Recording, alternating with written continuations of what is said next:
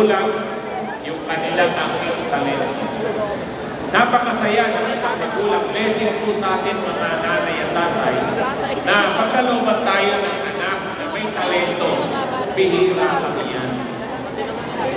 Many are created in this world, but only a few have talents. Kaunti lang yan. Kaya yung palang biyaya na po natin may tutulong. Nasa high school ang inyong mga anak. Kailangan po dire-diretso ang inyong gawing pagsuporta sa kanila. Kung napapalitaan nyo yung dami namin department head ng MAPE, si Sir Rubio, ang kanyang mga anak, inclined din sa kanya special skills na yan sa paghawak ng iba't ibang instrumento. Diba? Nakararating sa ibang bansa, may matatag na hanap buhay, at kung minsan pa nga, eskola.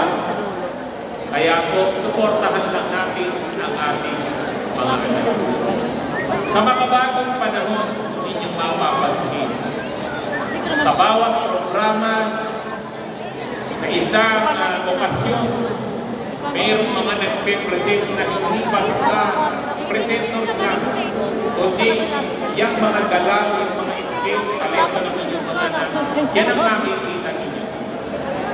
Sa mga prestigyoso programa, okasyon, gamit na po sila ngayon.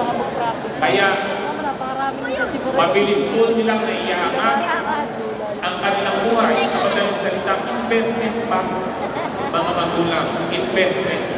Suportahan po ninyo mga anak.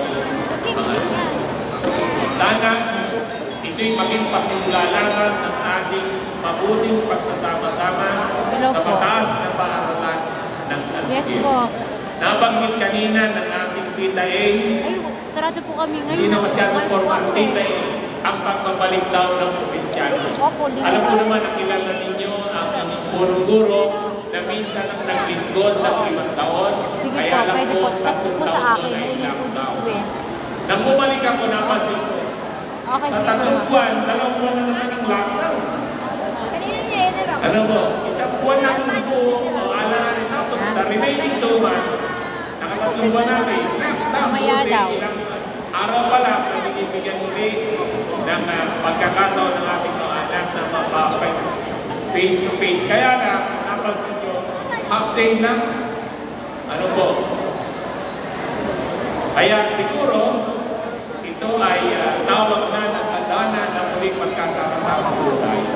Asahan ninyo sa 10 ng aking mga kasamahan na mga assistant principals or department heads, we will do our best for you and for our learners. Again, magandang hapon po sa amin. Uli pa lang po natin, Sir Marciano V. Cruz Jr. Thank you very